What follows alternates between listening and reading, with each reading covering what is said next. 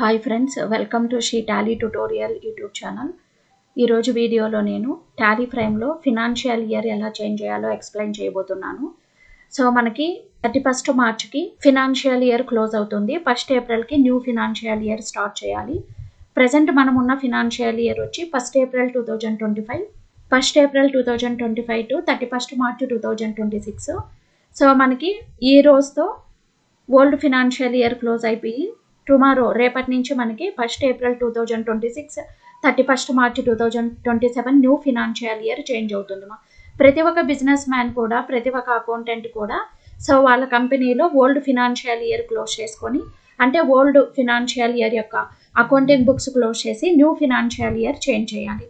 So మనం టాలీలో financial year ఎలా change చేయాలి, న్యూ ఫినాన్షియల్ ఇయర్కి ఎలా మూవ్ ఆన్ అవ్వాలి, ఇయర్ ఎండింగ్ ప్రాసెస్ టాలీ ఫ్రేమ్లో ఎలా చేయాలి, ఒకసారి ఫినాన్షియల్ ఇయర్ క్లోజ్ చేసేస్తే సో మనకి ledger balances, stock items balances కానీ, మనం క్రియేట్ చేసిన స్టాక్ ఐటమ్స్ ప్లస్ లెడ్జర్స్ అవన్నీ కూడా టాలీలో అలాగే ఉంటాయా, సేల్స్ ఓచర్ నెంబర్స్ ఫస్ట్ నుంచి ఎలా స్టార్ట్ చేయాలి, ఇలా టిప్స్ అన్నీ కూడా మీకు ఎక్స్ప్లెయిన్ చేస్తాను. వీడియో చాలా యూస్ఫుల్గా ఉంటుంది.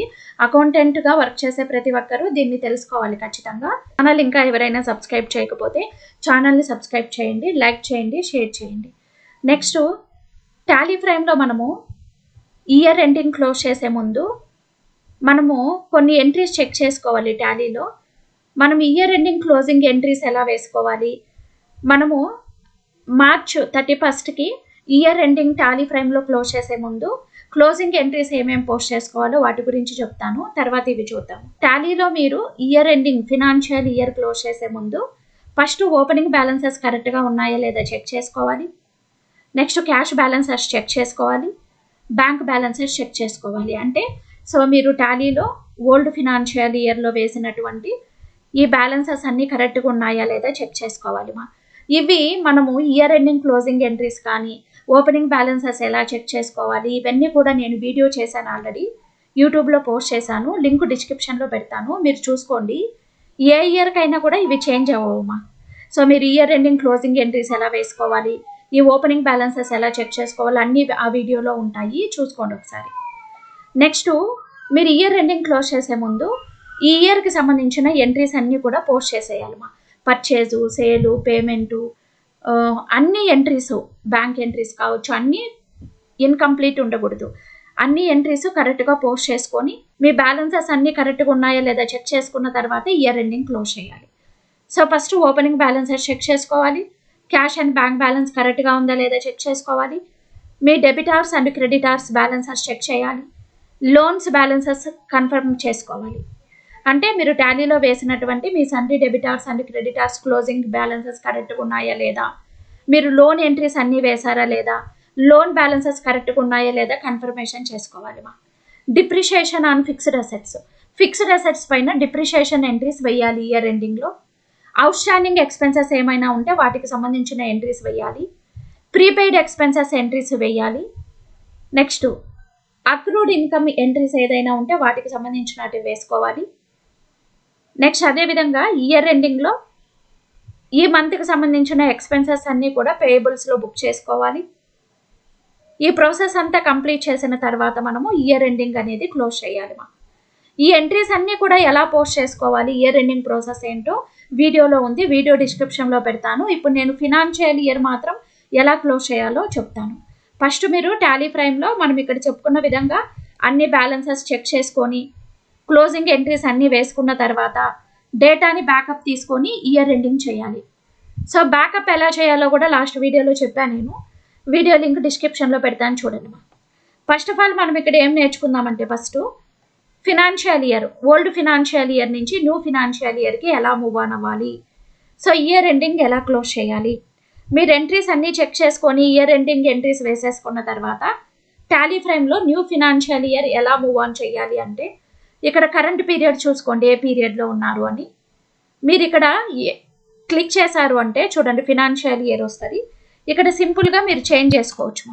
1/4/2026 టు 31/3/2027. చూడండి నేను ఫినాన్షియల్ ఇయర్ చేంజ్ చేసేసా. ఇప్పుడు ఓల్డ్ ఫినాన్షియల్ ఇయర్ యొక్క accounts plus new financial year accounts రెండు కూడా ఇక్కడే ఉంటాయి. సో ఇప్పుడు మీరు చూడండి ఒకసారి ఓచర్కి వెళ్ళారు అంటే ఓచర్కి వెళ్ళిన తర్వాత ఇక్కడ ఒక రిసిప్ట్ ఓచర్ వేసుకోండి. సో ఇప్పుడు ఫర్ ఎగ్జాంపుల్ నేను క్యాపిటల్ ఇంట్రడ్యూస్ చేస్తున్నాను. Cash account data to capital account.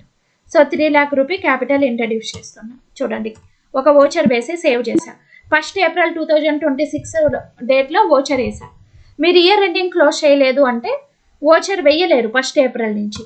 ఓకేనా, వేసేసాను, మా ఓచర్ వేసాను. అర్థమైందా? సో ఇలా మనం ఓల్డ్ ఫినాన్షియల్ ఇయర్ నుంచి న్యూ ఫినాన్షియల్ ఇయర్కి చేంజ్ అవ్వచ్చు. నెక్స్ట్ మీరు ఇక్కడ డే బుక్కి వెళ్ళారంటే చూడండి మనం వేసిన ఓచర్ ఉందా ఇక్కడ. అదేవిధంగా సో ఇక్కడ ఫైనల్ అకౌంట్స్లో బ్యాలెన్స్ షీట్కి వెళ్ళండి. చూడండి బ్యాలెన్స్ షీట్లో ఓపెన్ చేస్తున్నా నేను.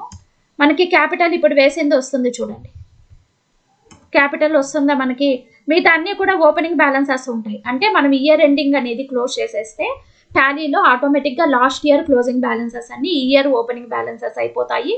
సో మనకి ledger balances, stock items balances అన్నీ కూడా last year ending closing balance ఈ ఇయర్ ఓపెనింగ్ బ్యాలెన్సెస్ అయిపోతాయి. మీరు మాన్యువల్గా ఏమీ ఎంట్రీ చేసే అవసరం ఉండదు. మనం ఇక్కడ ఫైనల్ అకౌంట్స్లో బ్యాలెన్స్ షీట్కి వెళ్ళాము. ఇక్కడ మీరు ఏ బ్యాలెన్స్ తీసుకున్నా కూడా అన్ని ఓపెనింగ్ బ్యాలెన్సెస్ ఉన్నాయి చూడండి. సో మనం లోన్స్ తీసుకున్నాం, ఇక్కడ లోన్స్ అండ్ లైబిలిటీ తీసుకున్నాము. అన్సెక్యూర్డ్ లోన్స్ ఉన్నాయి, HDFC బ్యాంక్ లోన్ ఉంది. ఇది అంతా కూడా మనకి ఓపెనింగ్ బ్యాలెన్సే ఉంది. చూసారా, మొత్తం కూడా ఇవన్నీ కూడా మనకి లాస్ట్ ఇయర్ క్లోజింగ్ బ్యాలెన్సెస్ అన్ని ఓపెనింగ్ బ్యాలెన్సెస్గా కన్వర్ట్ అయిపోయాయి. సండే క్రెడిటార్స్ కావచ్చు, అన్నీ కూడా కన్వర్ట్ అయిపోయాయి. మనం మాన్యువల్గా కన్వర్ట్ చేయాల్సిన అవసరం ఉండదు. అదేవిధంగా మీరు ఇక్కడ ఆల్టర్కి వెళ్ళారంటే లెడ్జర్కి వెళ్ళండి. సో లాస్ట్ ఇయర్ కంపెనీలో మీరు క్రియేట్ చేసిన లెడ్జర్స్ అన్నీ అలాగే ఉంటాయి. మళ్ళీ మీరు కొత్తగా ఇక్కడ లెడ్జర్స్ క్రియేట్ చేయని అవసరం ఉండదు. నెక్స్ట్ మీరు క్రియేట్ చేసిన లాస్ట్ ఇయర్ మీరు క్రియేట్ చేసిన స్టాక్ ఐటమ్స్ కూడా ఇక్కడ అలాగే ఉంటాయి అన్నీ. సో కొత్తవి ఏమి క్రియేట్ చేయని అవసరం ఉండదు. సో లాస్ట్ ఇయర్ మీరు క్రియేట్ చేసిన లెడ్జర్స్ కావచ్చు, స్టాక్ ఐటమ్స్ కావచ్చు, ఈ ఇయర్కి ఆటోమేటిక్గా కన్వర్ట్ అయిపోయి ఉంటాయి. క్లోజింగ్ బ్యాలెన్సెస్ అన్నీ ఓపెనింగ్ బ్యాలెన్సెస్ అయిపోతాయి. మేడం ఫర్ ఎగ్జాంపుల్ మేము లెడ్జర్ బ్యాలెన్సెస్ ఏదైనా మేము మాన్యువల్గా ఎంట్రీ చేసుకోవాలంటే ఎలాగా అంటే ఆల్టర్కి వెళ్ళండి. ఆల్టర్కి వెళ్ళి లెడ్జర్ తీసుకొని మీరు ఏ లెడ్జర్ బ్యాలెన్స్ మాన్యువల్గా ఎంట్రీ చేసుకోవాలో ఆ లెడ్జర్ సెలెక్ట్ చేసుకోవాలి. ఏ లెడ్జర్ బ్యాలెన్స్ మీరు మాన్యువల్గా ఎంట్రీ చేయాలో ఆ లెడ్జర్ సెలెక్ట్ చేయాలి. సెలెక్ట్ చేసుకున్న తర్వాత చూడండి డ్రాయింగ్స్ లెడ్జర్ తీసుకున్నాను. సో ఇక్కడ చూడండి, ఇక్కడ ఓపెనింగ్ బ్యాలెన్స్ అని ఉంటుందా, ఇక్కడ ఎంత ఓపెనింగ్ బ్యాలెన్స్ మీరు యాడ్ చేయాలో యాడ్ చేసేసుకోండి.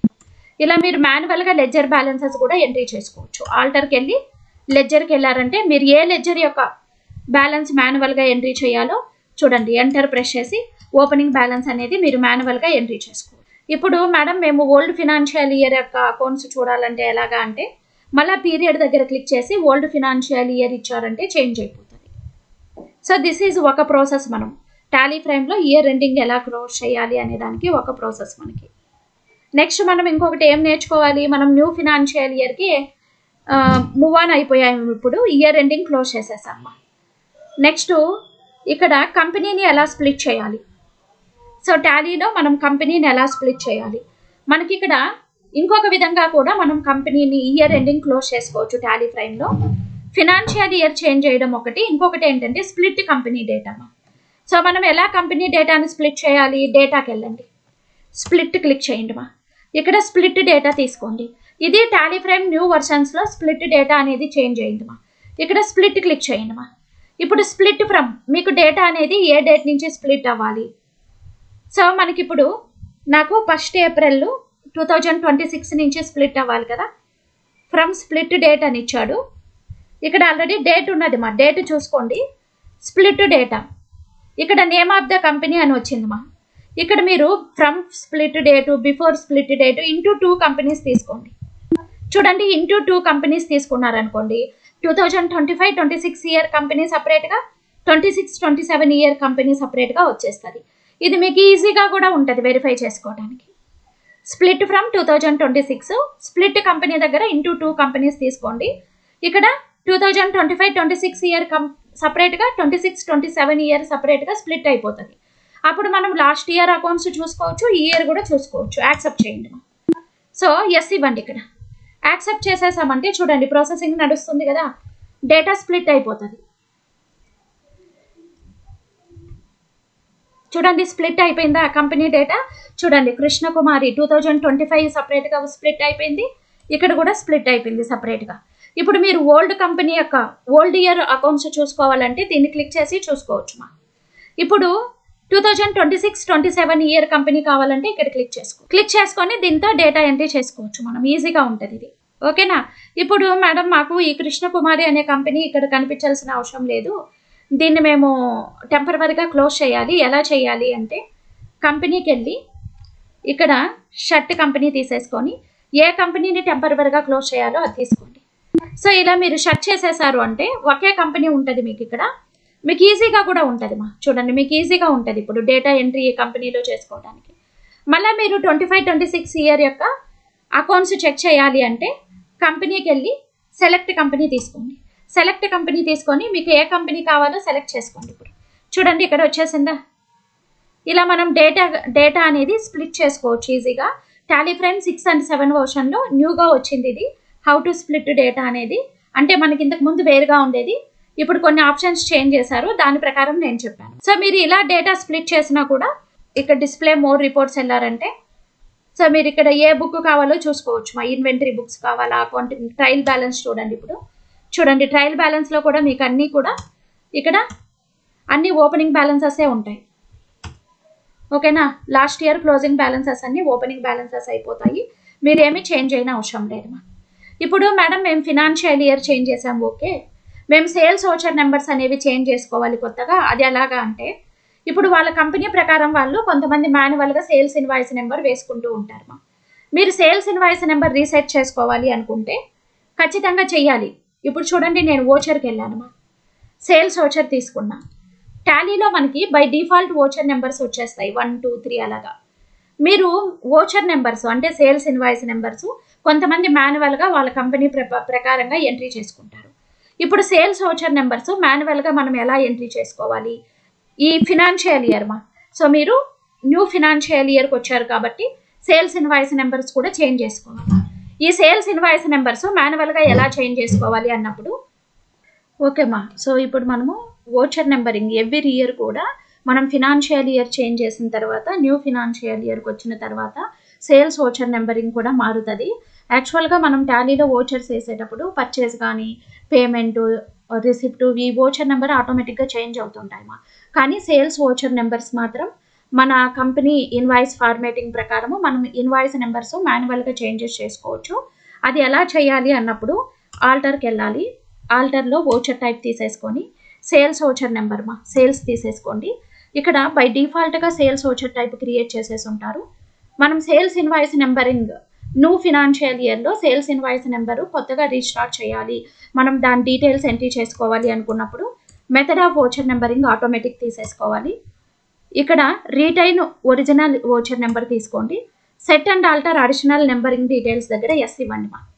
ఎస్ ఇచ్చిన తర్వాత ఇన్వాయిస్ నెంబర్ అనేది ఎక్కడి నుంచి ఏ నెంబర్ నుంచి స్టార్ట్ అవ్వాలో ఆ నెంబర్ మీరు ఇక్కడ మార్చుకోవచ్చు. విడ్త్ ఆఫ్ న్యూమరికల్ పార్ట్ 2 ఇవ్వండి. ఫ్రీ ఫిల్ విత్ 0 ఎస్ ఇవ్వండి మా. ఇక్కడ అప్లికబుల్ ఫ్రమ్ డేట్ వేసుకోండి 1st April 2026. Starting number invoice ఏ నెంబర్ నుంచి స్టార్ట్ అవ్వాలో ఆ నెంబర్ వేసుకోండి. పీరియాడిసిటీ అని అడుగుతుంది, అంటే ఇన్వాయిస్ నెంబర్లు మీరు ఎప్పుడు వీక్లీ చేంజ్ చేస్తారా డైలీ చేంజ్ చేస్తారా అలా ఇయర్లీ తీసేసుకోండి. ఇప్పుడు ఎంటర్ ప్రెస్ చేసుకున్న తర్వాత మళ్ళీ ఇక్కడ అప్లికబుల్ ఫ్రమ్ డేట్ అడుగుతుంది 1st April ఇవ్వండి. ఇక్కడ మీరు మీ ఇన్వాయిస్ ఫార్మేట్ ఎలాగ ఉండాలో టైప్ చేసేసుకోండి. సో నేను ఇన్వాయిస్ ఫార్మేట్ ఎలాగ ఉండాలి చూడండి. First company name Bharati technologies slash ఇచ్చాను, 2026 స్లాష్ ఇచ్చాను, ఇక్కడ 01 అని వేసుకున్నాను. మీరు మీ ఇన్వాయిస్ నెంబర్ ఫార్మేట్ ఎలా ఉండాలో దాని ప్రకారం మీ ఇన్వాయిస్ నెంబర్ ఫార్మేట్ ఇక్కడ వేయాలి. సో వేసిన తర్వాత ఇక్కడ అప్లికబుల్ ఫ్రమ్ డేట్ వేసి సేవ్ చేయండి.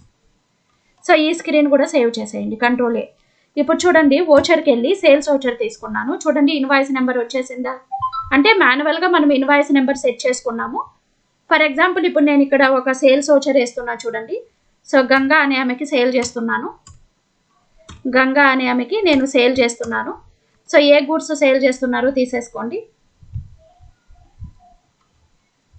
సిపియూస్ సేల్ చేస్తున్నానమ్మా, 2 నెంబర్స్ ఆఫ్ సిపియూస్ సేల్ చేస్తున్నాను. సో సిపియూ కాస్ట్ వేసుకోవాలి కదా మనము 7,000 రూపీస్. ఓకేనా. జిఎస్టీ ఉంటే మీరు జిఎస్టీ కూడా క్యాలిక్యులేషన్ చేసుకోవచ్చు. చూడండి SGST CGST. So sales invoice వేసాను, ఒకటి సేవ్ చేశాను. సో సేవ్ చేసేసాను. నెక్స్ట్ చూడండి, సెకండ్ సేల్స్ ఇన్ 102 చేంజ్ అయిందా నెంబరు. మీరు ఇన్వాయిస్ వేసుకుంటూ ఉంటే ఇన్వాయిస్ నెంబర్ కూడా ఇక్కడ చేంజ్ అవుతూ ఉంటుంది. అంటే మన ఇన్వాయిస్ ఫార్మేటింగ్ నెంబర్ మాన్యువల్గా వేసుకున్నాము, బట్ ఎవ్రీ ఇన్వాయిస్కి మనం నెంబర్ చేంజ్ చేసుకుంటూ రావాలంటే కుదరదు మనకి. సో ఆటోమేటిక్గా కూడా ఇది చేంజ్ అవుతూ ఉంటుంది 2, 3, 4 అలాగా. సో సేల్స్ ఇన్వాయిస్ నెంబర్స్ మార్చుకొని ఇంకా ఎంట్రీస్ కంటిన్యూ చేసుకుంటే వెళ్ళిపోతాం. సో ఈ వీడియో అనేది చాలామందికి యూజ్ అవుతుంది. వీడియోస్ని షేర్ చేయండి, లైక్ చేయండి, ఛానల్ని సబ్స్క్రైబ్ చేసుకోండి. Thank you for watching.